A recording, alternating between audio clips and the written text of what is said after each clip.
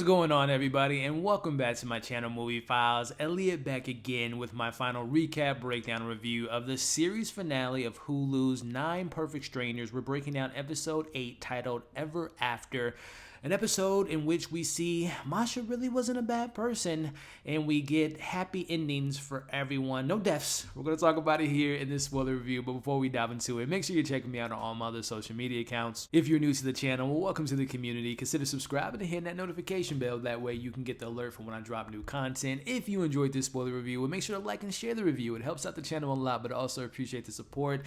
And in those comments, this has been a very up and down season for me personally, and I've read, as many comments as I can. It seems like this show is pretty split, to be honest with you all. But let me know how you're feeling about, obviously, the finale, your highs, your lows. What storyline do you think got the most, fleshing out and a really satisfying conclusion? Which storylines didn't work for you? What was your favorite episode of the series? And let's, speaking of series, what are just your general thoughts on this show? David E. Kelley, Nicole Kidman, The Undoing, Big Little Lies, all the stuff they've collaborated with. Where does this show rank for you? What did you take away from the series, your highs, your lows, and ultimately, was it a series that might end up being your favorite of the year or one of your bottom of the barrel series? Let's talk about it all in the comments below. So before I get into my thoughts, I want to take this moment to thank every single one of you all for watching all, reviews that I've covered for this show from the very beginning to this very point that we're at now. It means a lot to me because there's some great content creators that cover this show just like I do on a weekly basis and have been doing a fantastic job.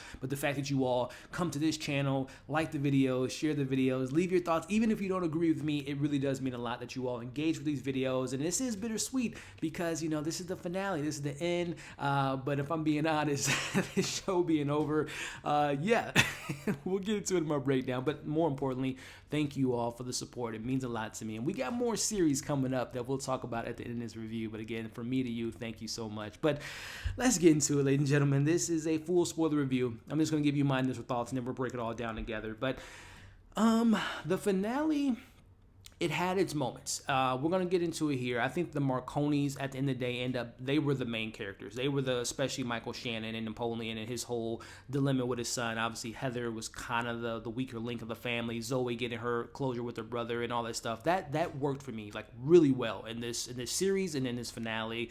Masha's kind of ending her story, getting her moment with her daughter I thought was heartfelt because, again, I think the actors really brought out more of the emotion than what the script did. That stuff worked. Everything else, and we'll get into it, Carmel, the Francis and Tony storyline that just been dragging on all season. Don't even get me started on Ben and Jessica. And Lars just kind of fumbling his storyline.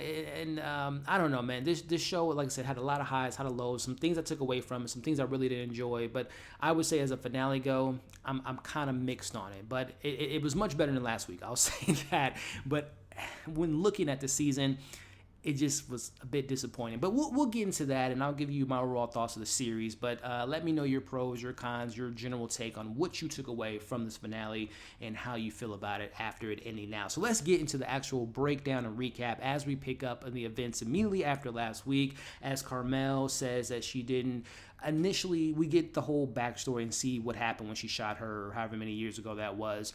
She didn't want to shoot her, is what she tells Masha, but yet she had a gun. So if you didn't want to shoot her, what were you just going to intimidate her? And neither here nor there. She didn't want to shoot her, but after Masha kind of throws money at her and dismisses her, that's when she decided to shoot her and pull the trigger. And this is where they have their conversation in regards to losing control. She has lost control these last few weeks, and Carmel wanted to do was to have her lose control, and mission complete. She did exactly what she wanted to do.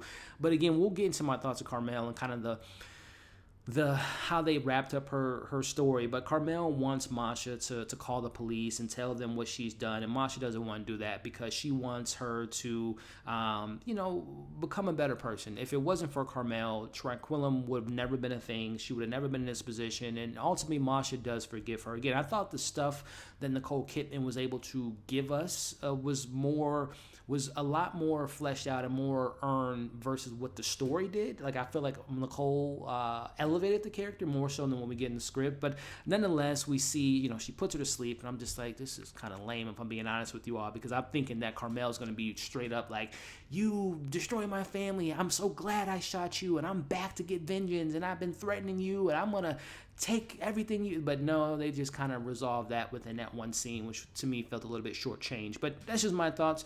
Let's move on to Frances and Tony as she apologizes to Tony for her comments last week, which I thought was, thinking about it now, which episode 7 I was not a fan of. That was so forced. Like, literally, they've been dragging their will they, won't they, are they in love, are they not in love, will they be a happy couple, which they ultimately are. But that last week, her telling him that was just so forced. And she, and by force, because literally they forgive each other. Like, the very next moment they have this conversation, they agree that they're not going to work, but let's make it work, right? Which, that's cute. That has some sentiment or whatever, but it's just like, it didn't work. It's not earned, because again, to me, from the very first scene that we saw them in episode 1, when they're, obviously they're poking fun of each other, they're complete opposite or whatever, but they have more in common than they initially thought. I just thought that the way that the story in the show presented that relationship and how it ultimately ended up was just completely telegraphed, and just to me was just like they were running to that finish line to get them to be a couple, and I think it just wasn't earned in my opinion. But neither here nor there. We hear that they want to have a 4 seasons together, they want to go on a date, and they want to leave Tranquillum together as a couple ASAP. Time to check in, which, like I said, the Marconi story is the best story of the entire show. If you guys disagree with me, that's fine. But I think that they had the most kind of stuff going on, the drama that they had with Zach's passing. And I thought that easily the best actor in the show, as I mentioned many, many times, Nicole Kidman and Michael Shannon are the best actors, in my personal opinion. And it shows in this finale, and it shows in this moments here. As the Marconi's trip is about to take place, Masha gets into the mix, and she learns that Lars, which don't even get me started on Lars and his kind of not telling them things and then telling them things, but he inevitably tells them a little bit of, well, essentially everything, that Masha's using them, as I predicted many weeks ago, as essentially lap rats to inevitably see her daughter, and she's testing out this drug for she can get that moment to see her daughter, and she speaks the truth, and she shares, what she lost. And this is the first time all season, which again, I thought that Masha story was more fleshed out. Masha and the Marconis, she has a very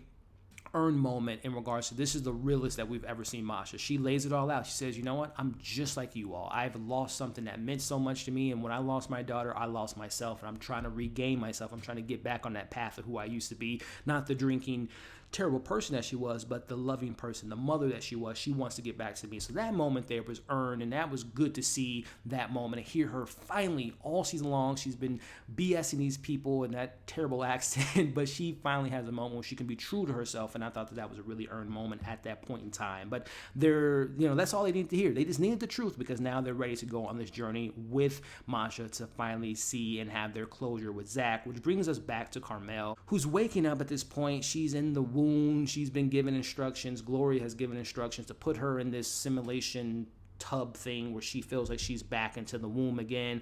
And inevitably, we see her kind of calm down. She sees her daughters, which, again, that storyline and the lack of responsibility of Carmel in regards to attempted murder, and we'll get to that at the end, but she sees her daughters, and she has a peaceful moment to have that clarity, and she learns that she has to stay in this room for her own safety and for the other guests' safety. And I'm just thinking to myself, man, Carmel, I have no faults with Regina Hall. I thought she did a pretty good job in the role. But again, I feel like there's just so many missing pieces, so many angles that this show could have taken with Carmel, with her family, with her closure with her husband, her ex-husband, I should say, and her kids. But to me, the show just didn't really know what to do with that character. And the way that the clumsy handling of, I was the killer, I've been here the whole time, was just, I don't know. I just wasn't a fan of it. But let's go back to people I am a fan of, the Marconis.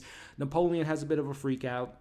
Nose is starting to bleed, and that triggers Zach coming into the mix. And he finally appears, and they all see him. And again, out of the Marconis, Heather really didn't do much for me this show, besides her having that moment of having that grief and having that on her shoulders, that she feels like she's responsible for Zach's death because she didn't read the fine print regarding what the after effects of taking his asthma drugs. But she gets into the conversation, and this is the first time we're hearing this.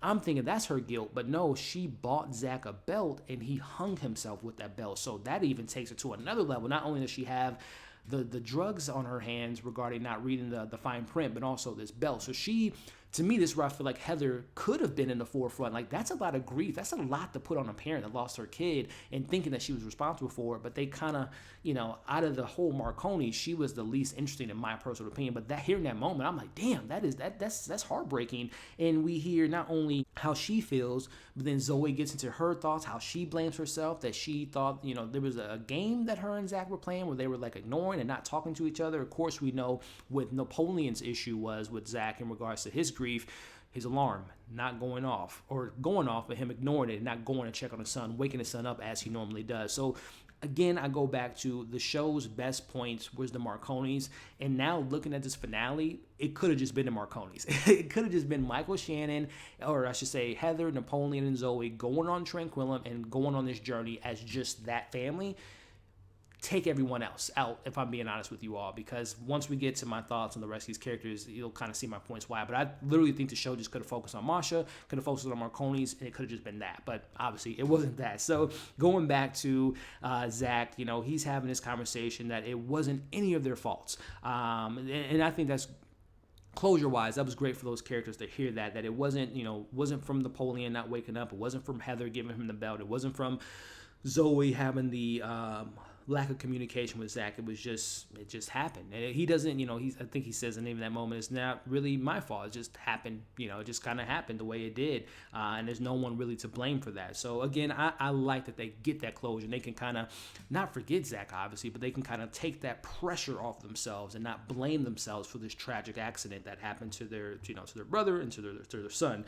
Meanwhile, we see Glory attempting to keep Francis and Tony and Tranquillum, and they just keep it moving. They're like, all right, we'll take that food for thought. We're just going to get the hell out of here, only to find out that their cars are missing, and this is where Goofball A and Goofball B come into the mix. I'm speaking of Ben and Jessica, and they start hearing this loud scream, which is Carmel, and Lars comes out of nowhere again. This show literally forgets about characters, like where Lars is just like popping up like Batman, but he joins into the mix, and we get this miniature group of investigators as they're looking into this situation. And again, back to Masha losing control. She has no control at this point. Tony threatens Masha to call the police and let Carmel go and all this stuff, and she's doing that, leaving the Marconis to kind of come down from their high and off their trip. And we go into the dumbest moment of the episode. Masha lets the doors open, and all of these idiots walk into the room. Like, I don't know why all of them had to go into the room, because ultimately Masha's like, okay, stay with her, calm her down, I'm gonna go check on the Marconis. And silly people let themselves get locked in. Masha ultimately lets them in. I'm just sitting to myself like, dude, you guys are idiots. But it ended up working out for them. As we'll kind of move forward, we cut between them being locked in the room, talking about that they're going to die, and they smell smoke, and we'll get to the whole simulation of that room. But when they get out, they talk about what they want to do. Obviously, Tony and Francis want to be married. Ben and Jessica, they want to be business owners. Lars, of course, wants to have his family, and we get all that stuff with them. And then let's go back to this moment. As Napoleon, again, which Michael Shannon was fantastic, he gives a moment, which I thought was one of the more intimate moments and emotional moments. He talks about how he felt as a father to Zach, because we know he's a teacher, and a lot of parents, he mentions that you saved my kid's life, thank you so much for putting him on a great path. But he feels like, damn, how am I able to do that to people that aren't even my blood, and I couldn't even save my son? So that was like, again, Michael Shannon, to me, he was the best actor, him and Nicole Kidman. But everything that we got in Napoleon, even going back to, what was that, episode 2 or 3, when he says the speech at the dinner, I thought that he was fantastic. But neither here nor there. I just felt like, again, he breathed life into the scenes and brought out a lot of the characters. And ultimately, I thought that emotional moment, as they say their goodbyes to Zach, really points to me they should have just focused the whole entire show on them, because they had the best moments. They had the best storyline, in my opinion. But wrapping up, Zoe wants to help Masha as she sees the snowflakes, which I guess points back to Zoe being the key, which, again, I don't know why Zoe's so special, why she was the first one to see Zach, why she's able to see the snowflakes. They never really point a light on what makes Zoe so special. It's nothing supernatural, but I wish the show would have just been like, maybe she's so kind-hearted. They don't really explain why she's able to help Masha and why she's able to be the key in this moment. But neither here nor there. We get the moment with Masha, which we'll talk about, but I can't leave out Yao comes back and let the idiots out of the death room, and they describe that this room is meant to feel like you're gonna die, and you have the more vulnerable moments, which those characters get that moment, and ultimately they're able to speak into existence what they would like to do, for they can potentially move on and do exactly what they thought they were going to do before they died in that moment. At least they thought they were dying. But going back to it, it's now nighttime, and Masha's still with her daughter. The police is approaching at this point, and they make their way to her. They're taking her away. Meanwhile, crazy ass Carmel, who attempted murder, who's been threatening this woman for the last 7 to 8 weeks, or 7 to 10 days, she's just sitting there like, all right, bye. To me, the way they handled that Carmel situation was just a mess, man. Like, this woman literally tried to kill her, got away with attempted murder, and got away with threatening her and all that. But she's cool now. She's released of her trauma. She's released of her guilt. She's been forgiven by Masha. I guess that's all that matters, right? But we move on to see the police getting the statements from Francis and Lars and the Marconis. They stick up for Masha. Tony and Francis, they inevitably go out to dinner. They have a happy ending. They get the house, they get the dog, they get the happy story, which is whatever. Yao and Delilah, they end up working for a charity and helping people out. Lars is back with his ex, and they're having a baby, and we see that his story that he wrote on Masha is now published. We see that Carmel is now like giving speeches to therapy, and that's someone I would take advice from. But the best moment right here, ladies and gentlemen, and this is what we've been waiting for. What has Ben and Jessica, what was their whole point in this show, besides being like furniture or being like background actors, because that's essentially what they were. Nothing was given to them in the story at the end of the day, except for they were given the keys to Tranquillum. I don't know where their car is, but they got the keys to Tranquillum. They're now the owners of Tranquillum, which I would never go to a therapy spa place with them as owners. I'm just saying that right now. But what a waste of characters. What a waste of talent, because both of them are talented individuals. But what a waste of characterization with them. But wrapping up, ending here, we get Masha. She's free. She doesn't go to jail. She is no longer, the Masha that we know her to be. She's on the road to maybe, she has her daughter, by the way, her thought that, seeing her daughter there, closure with her daughter.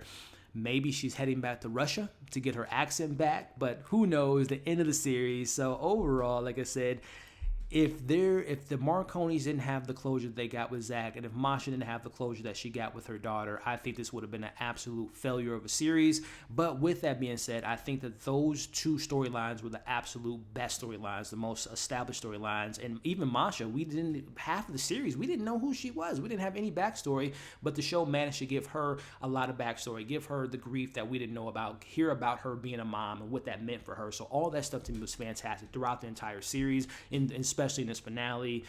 What didn't work for me in this finale, which ultimately leads into my thoughts of this series, these extra secondary characters, I'm talking Tony, I'm talking Francis. Let's talk about them for a minute. What did Tony learn in this whole therapy session? I guess, this man was on the verge of taking his own life, but I guess he found love, and love saved him from taking his life. So I'll give the story that, but I thought it was kind of mishandled in that situation. Francis, her whole thing of being a failed writer, having her money taken away, being catfished, and she goes right back into a relationship with a man that she really doesn't know. I don't know. And ultimately, we see that they're happy. We're assuming they're going to be happy. But that story, to me, was just kind of fumbled and just didn't really know what to do with Francis. And ultimately, she just had to find a man to find happiness. I don't know if that's what the story is trying to say there. My main man, Lars, he was this self-centered asshole for all of the season, and then he becomes this, he wants to do right by people by not telling them things, and ultimately he leads into him wanting to have this kid. I don't know how any of this led to him want to have a baby with his ex. I don't know how that plays out. And then when you look at characters like Ben and Jessica, please, someone in the chat, let me know what were the points of those characters. What did they ultimately learn besides them Jessica being vain, being an Instagram model or wherever she was and her followers? I don't know what. Ben won the lotto and he's just like, I won the lotto and I don't deserve the money. I want to go back to my normal life. That story, those characters could as you saw by the end of this season, they could have been completely cut out and could have focused more on Masha. They could have built more with those other characters as mentioned, but instead we get these random scenes of her nose falling off, of them getting high, having sex in the jacuzzi. What a waste of time. But again, and even the workers, Delilah and Yao, I mean, they were just, I guess they're good people that had good intentions. Yao felt obligated to stick with Masha because he saved her life and he feels so connected to her and was sleeping with her. And where did that story go, by the way? I don't know. I totally forgot about that. Masha sleeping, that love triangle, that went nowhere. I thought Delilah was going to be maybe more vengeful and maybe take out Masha. And I thought, honestly, I thought someone was going to die in this show, which they didn't, which, again, it was called Ever After. It was a happy, perfectly tied up bow, which to me was just kind of poorly executed. But hey, man, I can go on and on and on, and I don't want to, because I know I've read the comments. There's people that love this show, and I'm glad you all loved it. But to me, I just overall, episode-wise, I think for me, first episode was solid. Second episode was okay. Third episode ended on a pretty high note with Napoleon having that speech.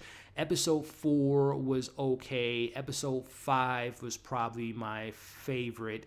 Episode 5 and 6 were probably my favorite back-to-back episodes, and then episode 7 was my least favorite, and this one just kind of sits in the middle. So at the end of the day, I gotta say I'm disappointed because, again, just the track record from David E. Kelley and Nicole Kidman, and just the array of incredible actors in the show, it just ultimately didn't work for me. I'm watching so many shows right now. Only Murders in the Building, a new show on Apple TV called Foundation, American Horror Story, The Morning Show. It's just so many the shows to me, and I mentioned it, how this show reminded me so much of The White Lotus. The show to me just had too many characters, this show I'm referring to, that just they didn't know how to space out the script. They didn't know how to space out the development. They didn't really know what to do with certain characters, and ultimately they just kind of rushed to the finish line. And again, I give them props from the Marconis and Masha, but everyone else to me was just kind of like a failed experiment, to say the least. So that's my thoughts on the finale, my thoughts on the characters, my thoughts on what worked, what didn't work, my thoughts on the series as a whole. And again, if you love this show, I'm so happy you found this show. I'm so glad it worked for you. It didn't work for me ultimately, but I can't thank you enough, even if you disagree with my thoughts, for supporting the videos, for liking the videos, sharing the videos, leaving your thoughts in the comments. Continue to do that in this video, even if you disagree with me. That's the whole beauty about this channel. That's the whole beauty about this community. Even if you like my stuff, I should say my opinion, don't like my opinion, we can still have a conversation about it in a respectful manner and just move on to what's the next show we can look into and dive into together as a community. So again, I appreciate every single one of you all. Before you leave the video, make sure to like, share, comment, subscribe, hit the notification bell. That way you don't miss any other content, because right now I'm watching a lot of shows, having a good time doing so, and I would like to continue these conversations with you all with the support of watching those videos. So again, thank you for watching these reviews. Thank you for supporting these reviews. I hope you enjoyed this one. I hope you're staying safe. As you can see on the screen now, make sure to subscribe, check out my other videos, and we'll see you on the next one.